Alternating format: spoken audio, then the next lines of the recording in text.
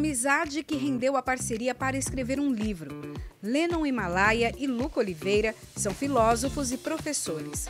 Em comum, o interesse pela visão dos grandes pensadores da humanidade sobre a existência de Deus. A obra escrita pela dupla, O Deus de Einstein e Os Deuses da Filosofia, mostra como é estreita a relação entre a religião e a filosofia. Lennon e Luca são os convidados de hoje do Cultura e Saber.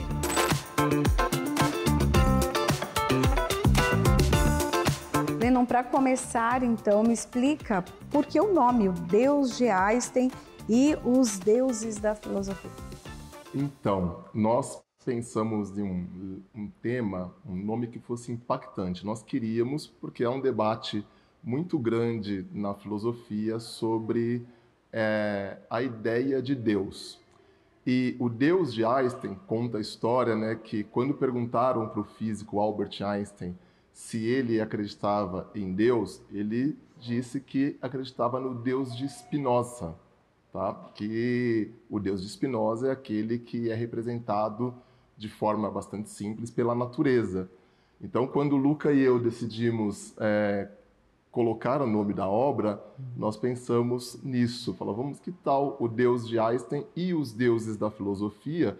Porque nós iríamos, então, abarcar desde o período antigo até o período contemporâneo. Então, a gente faz uma trajetória do livro contando toda a experiência filosófica pelo ente metafísico. Luca, fala um pouquinho para a gente também, né? Essa escolha e essa viagem também, né? Para poder explicar ao longo do tempo esses deuses. Foi um projeto que eu e o Lennon já começamos a idealizar há 2 anos, né? Então foram 2 anos de pesquisa sobre qual o tema que a gente vai trabalhar, com quais filósofos iremos escrever, né? Qual o critério para escolher isso tudo. E é um projeto, né? Então, a nossa ideia principal ao publicar o livro esse livro, naturalmente, ele é um livro de filosofia da religião, de metafísica, né? A gente até brinca que não é um livro religioso, é um livro de filosofia, e é isso mesmo, porque nós somos professores de filosofia. E abarcar essa questão cronológica da filosofia para o nosso leitor, independente do nível de escolaridade dele, ele tem uma noção ampla, a maior noção possível da amplitude de um tema filosófico. Então, ao tratar de um tema, que no caso seria o transcendente, isto é, Deus, nós pensamos, olha, vamos colocar desde as raízes, né? E a filosofia, ela sempre tem a raiz lá na Grécia Antiga, né? Então a gente começa lá na Grécia, onde tinham os filósofos pagãos que já estavam discutindo, e a gente vai até a contemporaneidade. É importante, né, ressaltar que a nossa proposta ao escrever o livro não foi de se ater a um certo academicismo, né? O livro a gente preza, e é uma coisa que nós pensamos, né, e nós nos dedicamos para isso, de manter uma didática, né, uma clareza nas ideias que abarque, né, estudantes que vai de 11 aos 18 anos, que estão estudando filosofia na escola, estudantes, né, universitários, né, e aí a gente já pega um número muito mais amplo, mas também, né, sobretudo aquelas pessoas que não têm essa questão do estudo por si só, uma pessoa que tem um interesse, uma curiosidade. Ele é um livro que vai dialogar com todas essas pessoas, né? E, naturalmente, é um projeto, porque nós já idealizamos outros livros que seguem essa mesma questão, né? Pegar um tema filosófico e postulando as questões cronologicamente. Como professores de filosofia, então, Lennon, tenta explicar um pouco para a gente o que é a filosofia, porque ela é uma discussão, né? É um pensamento. Sim, Priscila. A filosofia, a gente precisa entendê-la como uma disciplina, tá? Que vai discutir questões humanas. Então, ao longo da história da filosofia, se nós pensarmos na Grécia clássica, o grande problema ali que surge na Grécia, a questão da polis, então nós temos lá a filosofia dividida entre pré-Sócrates e pós-Sócrates. O Sócrates foi aí talvez um dos mais importantes pensadores, porque ele traz a questão do debate, então ele tira do prisma da natureza e traz para o prisma das questões humanas o debate filosófico. Então, a filosofia por si só é uma disciplina que vai discutir, dentre muitas questões, as relações humanas. Não só isso. Por exemplo, o Aristóteles, que foi aluno de Platão, que consequentemente foi aluno de Sócrates, o Aristóteles é o pensador, por exemplo, que ele vai fazer uma separação das áreas acadêmicas. Então, por incrível que pareça, hoje, no contemporâneo, você tem lá a disciplina de biologia. Esse processo começa lá com Aristóteles. Você tem a disciplina de matemática, geometria. Isso começa lá na Grécia Antiga. Os filósofos da natureza. Os filósofos da natureza. Então, tudo isso parte lá da Grécia. Então, a filosofia é uma matéria muito ampla. Nós costumamos falar que ela é uma disciplina que é a mãe de todas as outras disciplinas, né? E, claro, tem um debate, de certa forma, histórico, porque tem a história. Então, o que veio primeiro, então, a filosofia ou a história? E aí é uma discussão ali que fica dentro de casa, mas uma discussão da área de humanas, né? É a história da filosofia ou a filosofia da história? Isso é muito interessante. Mas enxergar a filosofia, eu acho que precisamos enxergar a filosofia, primeiro, como uma disciplina necessária. Segundo, como uma disciplina que traz para um prisma central a questão do debate humano, também do debate político, do debate social. Então, ela transita por diversas áreas acadêmicas. Nos ambientes políticos, nós também temos a questão da discussão, da linha de pensamentos que são apresentadas e ali há uma discussão também. A gente pode falar que muitas vezes temos também discussões filosóficas que trazem ali o pensamento e a sociedade? Sim, com certeza. Inclusive, tem uma área da filosofia que é a filosofia política, né? Então, eu acho que a gente poderia, essa é uma pergunta muito interessante, porque nós precisaríamos dividir a estrutura em pelo menos três, né, Lu? Pelo menos. Primeiro, se nós buscarmos os pensadores clássicos, então, quando Platão está discutindo democracia, quando Aristóteles está discutindo democracia, o Platão vai fazer isso lá na República, o Aristóteles na própria Ética. Então, nós temos ali todo um questionamento de como seria o funcionamento da polis e toda uma série de diretrizes com relação ao funcionamento da polis. Só lembrando que polis é cidade-estado e mais para frente foi se adaptado o conceito de política, que derivava justamente de polis. De polis, exato. Depois disso, então nós temos ali, primeiro momento, uma questão ética. Então, tanto que nós, professores de filosofia, nós temos duas formas, duas não, mas para a gente tratar de uma maneira mais fechada, de como enxergar, por exemplo, o processo político. As discussões em plenário, por exemplo, elas estão enquadradas na filosofia política. Podemos enquadrá-las na filosofia política. Quando a gente chega ali no final do período, na Baixa Idade Média, a gente começa aí pelo período do Renascimento, quando a gente encontra o pensador Maquiavel, por exemplo, o Maquiavel ele muda toda uma estruturação ética dentro da filosofia política, porque para o Maquiavel, a visão aristotélica de ética não poderia ser aplicada no processo político. Então você tem uma ética política, e essa ética política ela é, de certa forma, desenvolvida especificamente para os processos políticos.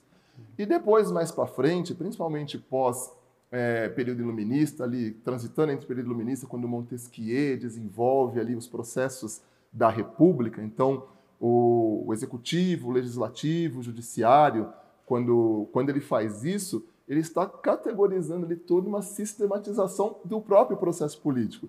Então, as discussões que nós temos, elas são parte de uma filosofia, são partes de processo e trazem a questão humana para o ponto central também.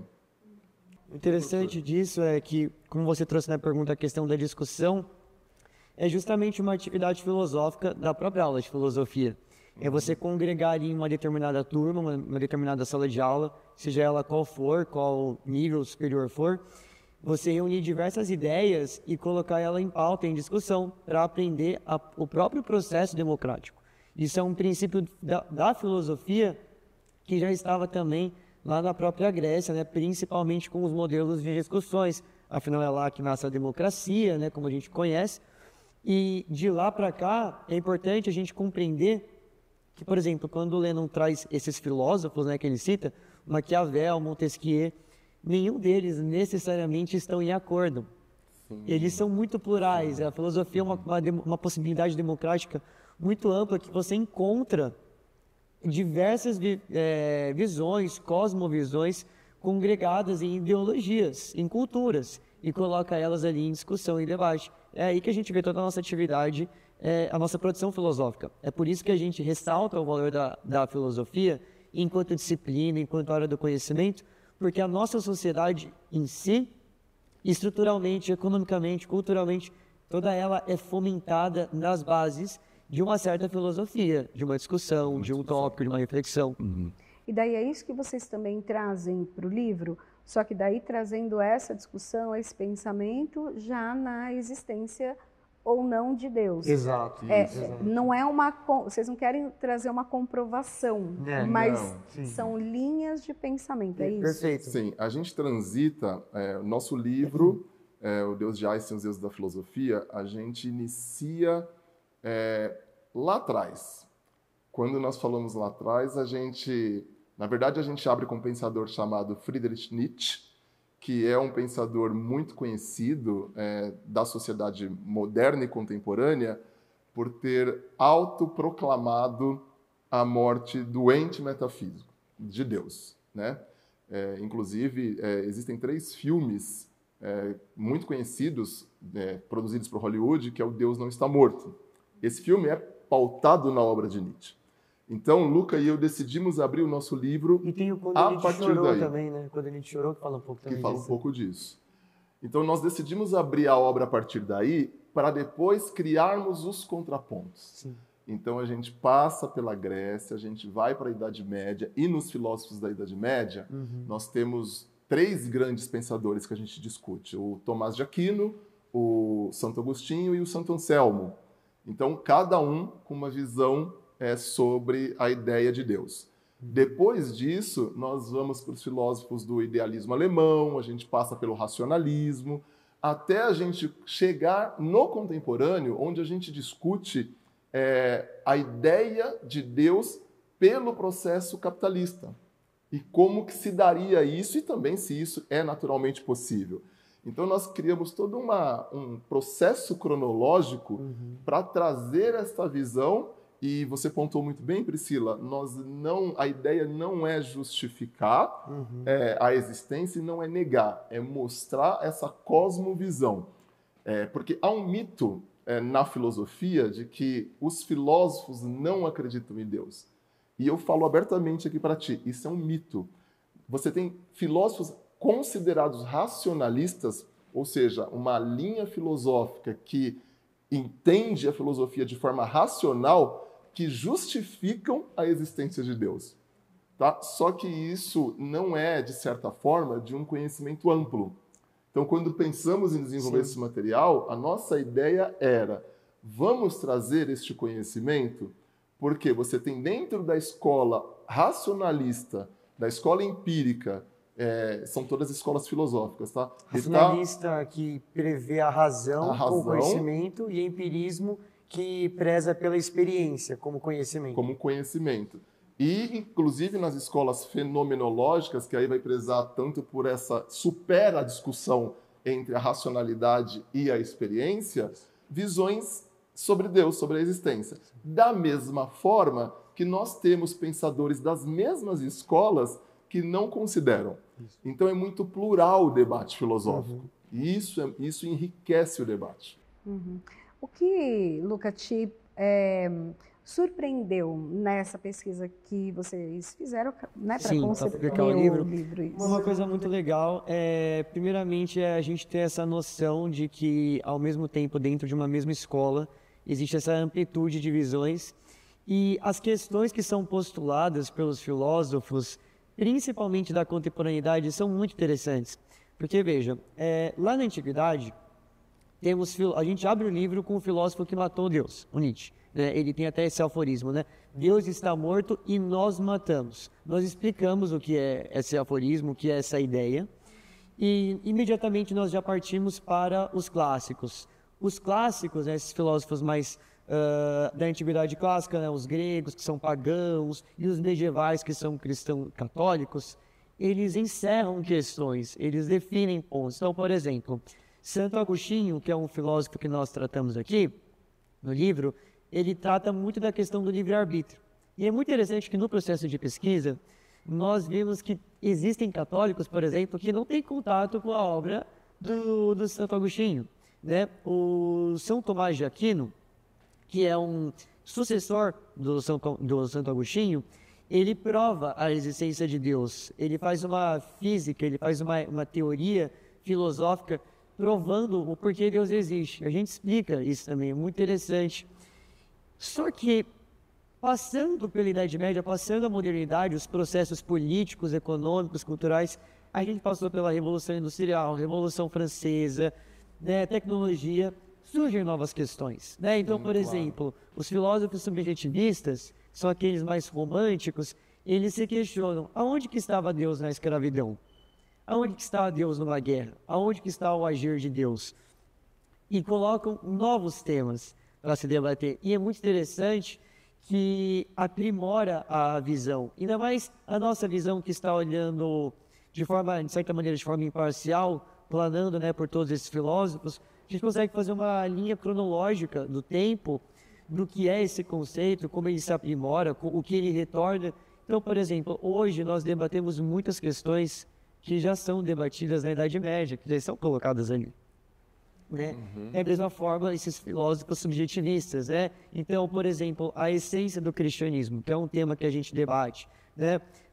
Os limites da razão dentro da religião, ou seja, aonde que o racionalismo entra em um local que essencialmente é posto como crer, né? Como um lugar de crença. E aí chega um filósofo que explica, olha, primeiro você tem que crer para entender, depois entender para crer. Então, assim, é muito interessante que eles nos fornecem respostas com as suas perguntas, com os seus questionamentos, né? E o Luca falou de dois pensadores, Agostinho e Tomás de Aquino.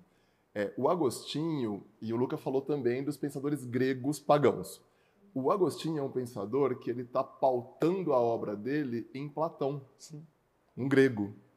E o Tomás de Aquino é um pensador que vai pautar a obra dele em Aristóteles, outro grego. Só que são visões muito diferentes. Inclusive, quando o Tomás de Aquino está discutindo, o professor Luca falou agora, a prova da existência de Deus, ele nega a prova que o próprio Santo Anselmo tinha dado da existência de Deus, que nós chamamos isso na filosofia de argumento ontológico.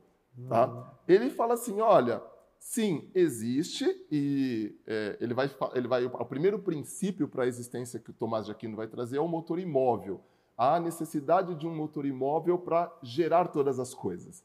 Só que o motor imóvel, existe algo no mundo que precisa startar todas as outras coisas que existem no mundo. Quando alguém perguntar o que vem antes do Big Bang. O que vem antes, sabe? Essa pergunta clássica.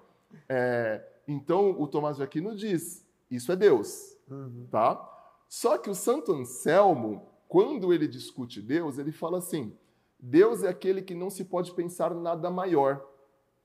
E ele faz um argumento muito interessante do ponto de vista racional, e nós chamamos também de metafísico, porque ele faz uma analogia com um sorvete, por exemplo. Acho bom a gente explicar o que é metafísica, né? Metafísica é justamente aquilo que vai além da realidade, além daquilo que a gente toca na realidade material. Então, ele está assim como ontologia, né? São as questões que são inerentes à razão humana. A razão. Isso é importante.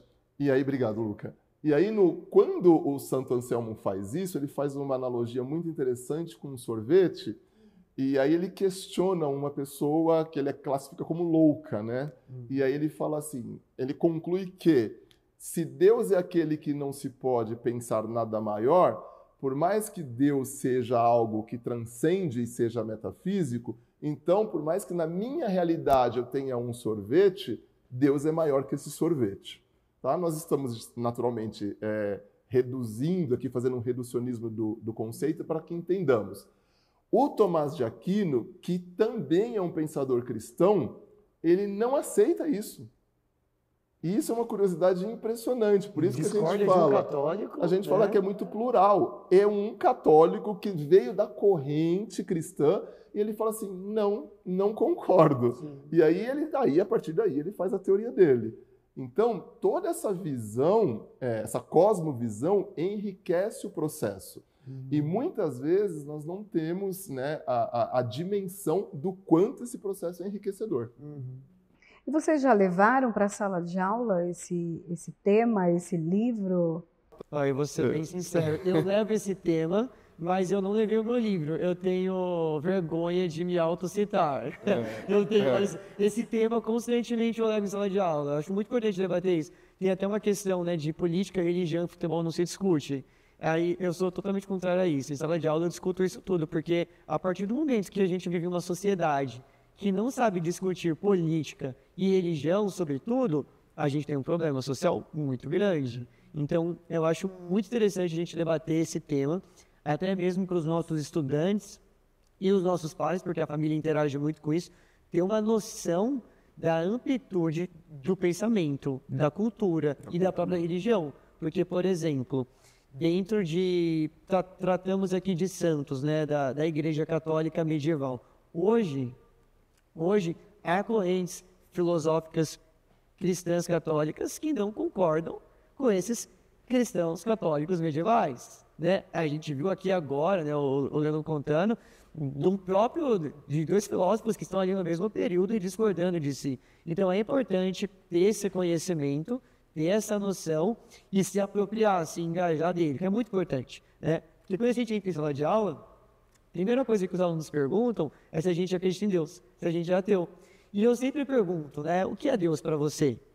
Eles não sabem responder. É uma coisa que é um questionamento, é um questionamento que ficou parado no tempo. Então as pessoas têm medo de receber essas perguntas, mas tendo ali a mediação de um professor de filosofia, é muito importante postular essas questões. Até uma questão também de respeito, né? Porque quando você traz, então, que existem vários pensamentos e que todos eles devem ser ouvidos, como vocês fizeram aí no livro ou ao longo da nossa existência, né? Quantos pensadores trouxeram linhas diferentes de pensamentos. Sim, e todas precisam ser respeitadas, né? Sim, exatamente. Nós tomamos muito cuidado com a linguagem. Quando nós começamos a escrever, né, nós aqui no nosso bate-papo, nós utilizamos alguns termos técnicos da área de filosofia. E lá nos primeiros rascunhos, eu e o Luca, eu falei, Luca, nós estamos escrevendo para acadêmicos. Sim. Não quero isso, não podemos fazer isso, porque nós temos que ampliar a visão. Então, sendo muito honesto, nós precisamos de uns 5 rascunhos para trazer para o linguajar a partir do 6º ano. Sim. Então, um aluno do 6º ano, ele consegue compreender essa obra. Nós pensamos nisso e nós levamos isso até, naturalmente, o cenário universitário. Então, nós temos aqui, nas nossas referências, livros didáticos e temos livros do próprio autor. Temos livros comentados e temos ali algumas tirinhas. Por quê? Para que esse jovem, ao fazer a leitura, ele consiga se ver, se enxergar e entender o que ele está lendo. Sim. Então, nós nos atentamos muito para essa questão, para que os nossos alunos também tivessem acesso. Sim. Esse é o objetivo principal do livro, para que as pessoas entendam o que é filosofia, porque eu acho que já tem também um pouco do tabu, né? O que é filosofia? Você entende? Ah, não, eu não entendo filosofia. Se filosofia é útil, uma coisa que se debate muito, a utilidade da filosofia, o que eu faço com isso? Nós enfrentamos esse problema. Sim. É uma frase muito clássica, e aí eu entendo isso como ruim dentro do nosso cenário. Filosofia não serve para nada. A gente escuta muito isso. É claro que cada ser humano tem a sua interpretação e a sua visão.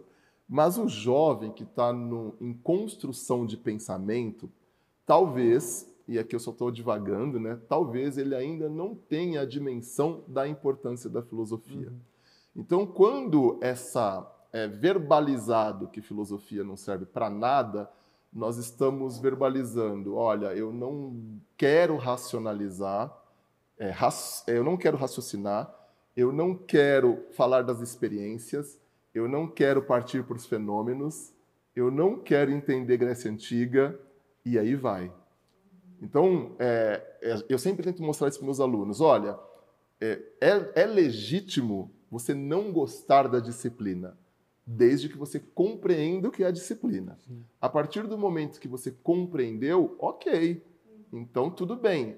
Agora, você precisa abrir esse espaço de compreensão, porque senão você está negando uma série de etapas e processos de conhecimento que poderiam te ajudar, inclusive nas questões racionais e nas questões de sobrevivência, nas questões humanas, tá? Porque a filosofia passa pelo existencialismo, da mesma forma que a filosofia passa pela economia, pela política, e tudo isso é muito importante. Até se a gente pensar, né, que a filosofia é, ali, bem leigamente falando, né, a arte do pensamento, do raciocínio, de entender várias vertentes, a gente liga também a filosofia a outras profissões. Então, a psicologia, ou outras linhas de pesquisa, né? Psicologia, sociologia, antropologia, então uma série de profissões. Fala até um pouquinho para a gente, Lucas, sobre isso, essa conexão. A filosofia, ela parte, até a gente conversava um pouquinho, é a mãe, mas tem ali os seus filhinhos, né? É muito interessante que a filosofia, ela nasce como algo autônomo, né? Então, ali, principalmente com os filósofos da natureza, que estavam refletindo sobre a questão da origem da vida. E esses filósofos, pensando sobre a origem da vida, eles criaram ali uma ciência própria, que hoje nós conhecemos como biologia, né? Por exemplo. Só que a filosofia, com o passar do tempo, ela foi emprestando vários bracinhos dela para as áreas de conhecimento autônomas, né? Então, ela nasce como uma ciência própria ou uma arte de discussão, né? Uma arte de debater, retórica, oratória, e ela vai fundamentando e estruturando outras áreas de conhecimento. Então, uma coisa muito interessante, que a gente percebe um fenômeno na educação, é que os estudantes na escola, ensino fundamental 2 e ensino médio, eles pedem por mais aulas de filosofia, porque eles têm apenas uma aula só. E quando eles saem da escola e eles entram num curso, odontologia, engenharia mecânica, etc., eles encontram filosofia lá também, no primeiro ano. No primeiro ano do curso, na grade vai dar lá, filosofia geral, ou introdução à filosofia, e eles retornam a gente falando, professor, que interessante, estou tendo filosofia na faculdade. Novamente, estou revendo questões que nós trabalhamos em sala de aula.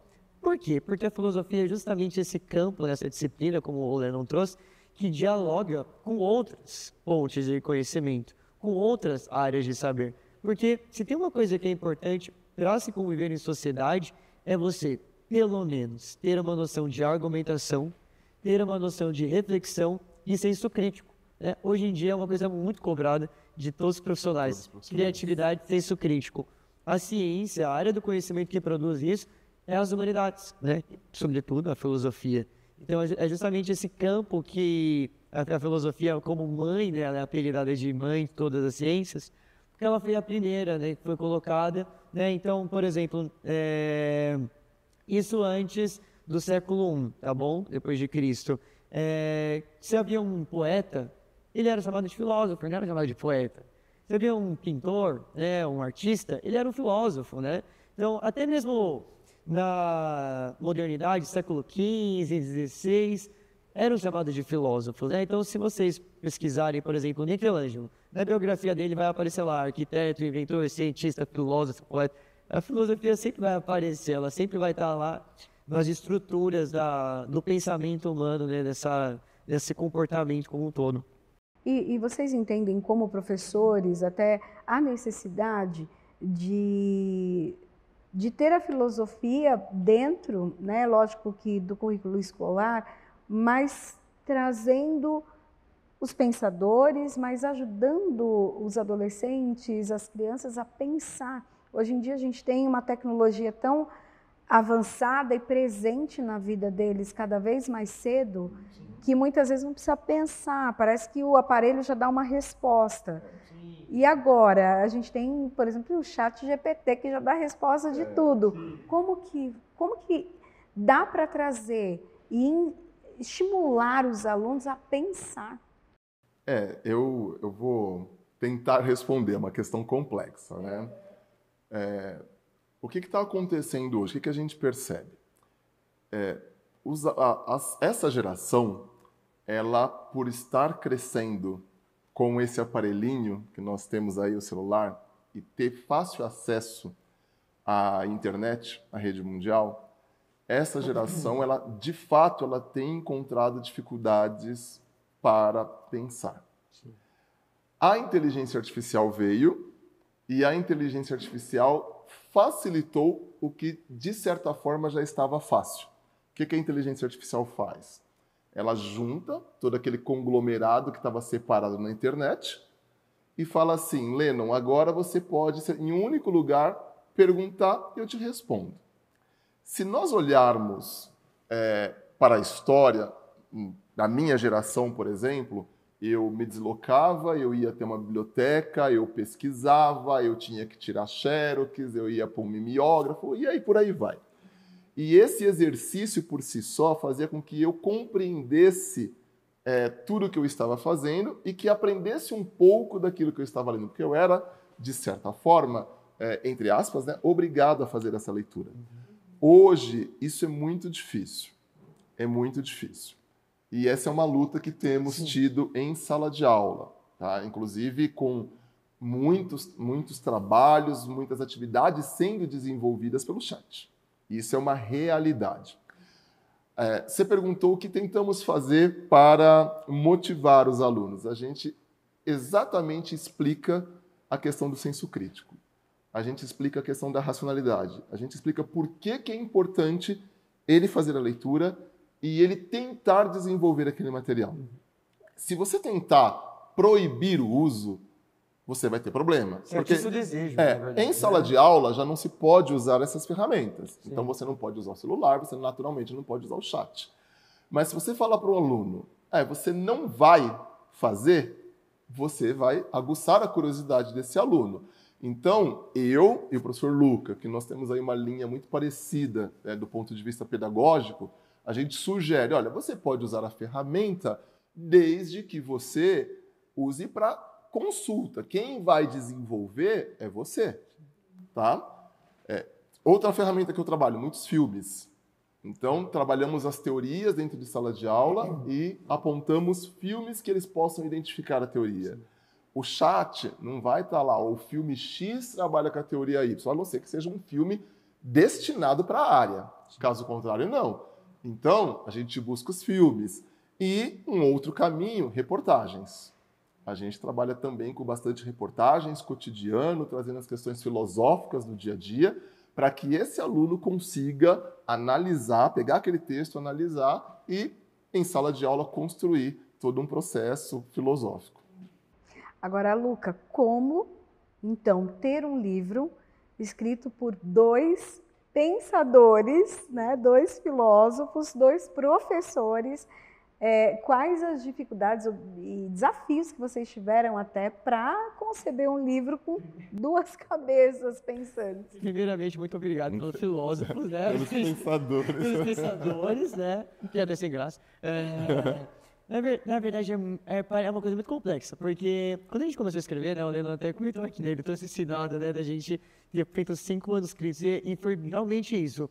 A gente escrevia, né, lembrando que foi desses 2 anos de pesquisa, mais ou menos, que levou, né, a gente fichava o livro, né, e indicava, trocava indicação de livro. Então eu lia o livro, emprestava para ele, ele devolvia o que a gente falava, a gente vai colocar esse livro, não coloca, coloca esse autor, não coloca. Então isso foi muito democrático nessa questão da gente escolher, né, como trabalhar. Então a gente trabalhou essa referência, esse método, esse aporte teórico aí, foi muito tranquilo. Essa parte foi realmente muito fácil mesmo. E a gente congrega muito dessas ideias de trabalhar material didático, livro de filósofo e etc. Agora, escrever em si, quando as pessoas pegarem para ler o livro, É muito comum no livro de filosofia de dois filósofos, né? Tem uma duplinha de pensadores escrevendo, né? Tem exemplos muito famosos, como, por exemplo, Marx e Engels, Deleuze e Guattari, né? Que escrevem. E quando você pega a obra para ler, não tem uma separação no capítulo. Não tem, olha, esse capítulo foi escrito pelo Deleuze, esse capítulo aqui pelo Guattari. Aparece ali o texto corrido, e é o que acontece com a nossa obra também. Como é que funciona isso? O primeiro capítulo do livro eu criei o start. Eu fiz o livro, acho que eu entreguei umas 18, 20 páginas pro Lennon. Ele me tornou um arquivo zerado. Limpou tudo. Ele falou, olha, Lucas, vou limpar aqui. E a gente foi limpando. E aí, para vocês terem uma ideia como a gente ia fazendo. A gente ia escrevendo, aí ele escrevia, eu devolvia lendo. Aqui não, vamos limpar, vamos trocar. Então a gente... o nosso material, o nosso domínio, ele era público entre nós. Né? O que eu produzia, eu dava total liberdade para o Lennon manter, tirar, adequar, mudar a linguagem, e o que ele escrevia, ele também me dava essa liberdade. Então, cada capítulo a gente fez esse exercício de análise, né? E foi muito bacana que a gente não se olhou como professor, né? A gente se olhou como estudante mesmo. Como estudante, porque a gente estava desenvolvendo uma pesquisa. Então, isso foi legal, e é um respeito muito bacana, né? Eu respeito muito a visão dele, o senso crítico dele, ele também respeita muito o meu, né? Nós somos de áreas diferentes da filosofia, né? O Lennon, ele é muito mais dedicado à filosofia política, à ética, eu à estética, à literatura, à arte, mas na hora de trabalhar um gênero novo da filosofia, que é a filosofia da religião, a gente conseguiu essa liga, né? Que foi muito favorável para a gente. E uma coisa importante é que antes de escrever o livro, eu e o Lennon já havíamos trabalhado juntos em aula. Então a gente já chegou a dar aula para uma mesma turma junto, na palestra, entrevista, a gente já havia desenvolvido outras atividades, então permitia, né? Uma coisa muito interessante, quando eu entreguei o primeiro capítulo para o Lennon, que ele falou, vamos tirar isso, que tá muito... Acadêmico? Muito acadêmico, eu já tinha certeza que ele ia falar isso. Eu falei, olha, eu sei que quando ele ver esse capítulo, ele vai falar isso do livro. Então, a gente já se conhece, né? É muito interessante. É um processo bem legal. É muito, vou falar, é um processo muito divertido. Foi muito divertido escrever o livro, foi muito, muito bom. E daí vocês, como professores, então, já deram aula para a mesma turma, palestras. Há um segundo passo dessa obra, um outro volume, uma coletânea ou palestras que tenham a ver com o livro? Sim, nós vamos fazer daqui a uns 2 anos, nós já conversamos sobre isso, porque no processo de escolha, naturalmente, alguns grandes pensadores precisaram ficar para trás, né? Como nós queríamos um livro que fosse de linguagem fácil e a partir do 6º ano, então 11, 12 anos, o que nós pensamos? Vamos fazer um livro, de certa forma, até uma quantidade X de páginas, e depois nós complementamos esse livro, né? Numa reimpressão, a gente faz ali uma edição mais completa, ampliada. Né? Essa é a primeiro ponto. Uma coisa muito comum na filosofia também, né? Edições ampliadas, edições recortadas, é uma coisa muito comum também. Luca e eu, quando sentamos para discutir esse tema, também discutimos outros títulos relacionados à filosofia política, à filosofia da arte. Então pensamos, não sei se uma coletânea, Priscila, mas a gente está pensando sim em criar aí uma série de títulos seguindo essa sistematização que nós fizemos, porque nós percebemos que deu certo. Deu certo, que a gente conseguiu trazer uma linguagem que a gente considera bastante agradável. As pessoas mais próximas da gente, que já tiveram a oportunidade de ler, elas falaram que está de facílima compreensão. Inclusive, nossa, um livro de filosofia eu estou entendendo. Então, assim, tivemos esse feedback, isso nos trouxe uma felicidade imensa, porque mostrou que a gente consegue trazer para a linguagem mais adequada, vamos chamar assim, né, para o popular. Então a gente pensa assim, a gente pensa em trazer aí novos títulos. Bom, e para a gente terminar, então, essa conversa, onde encontrar o livro, fácil acesso, tem alguma página na internet para a gente encontrar? Sim, pode ser. Eu e o Leno temos uma atividade muito forte no Instagram e no YouTube. A gente tem um Instagram que é o Sócio Literato, @socioliterato. A gente posta lá nossas questões críticas acerca da sociedade, da literatura, da sociologia, né? Assim, vamos dizer, as grandes questões contemporâneas, né? Nós temos também o canal do Contraponto Filosófico, que é um canal no YouTube que também se presta à questão da divulgação da filosofia, né? Então são vídeos mais sistemáticos e é gratuito. Nós temos cursos fechados lá que já estão prontos. Então, por exemplo, quem acessar o Contraponto já vai encontrar um curso fechado sobre filosofia política, a filosofia clássica, já vai encontrar sobre os filósofos do existencialismo, né? Então nós debatemos lá no Contraponto a questão popularizar mesmo, né? Massificar a filosofia sem perder a questão da erudição, né? E as referências da cientificidade do nosso projeto aí de divulgação da filosofia. Também pode entrar em contato com a gente, né, nos nossos Instagrams pessoais, mas no Sócio Literato a gente está lá e a gente está divulgando bastante o nosso livro também. Só ir direto no direct do Instagram, @socioliterato, tá? Eu tenho o meu Instagram particular, como o Luca falou, que é o Lennon Himalaia, @LennonHimalaia, nome e sobrenome. Sim. E o Luca é Oliveira Luca. Isso. Né? Mas o Socioliterato é onde a gente congrega tudo, toda a nossa parte acadêmica. Bom, quero agradecer então a participação de vocês e contar um pouquinho sobre essa obra que vai enriquecer muito, né, as pessoas. Nós que agradecemos o convite. Obrigada.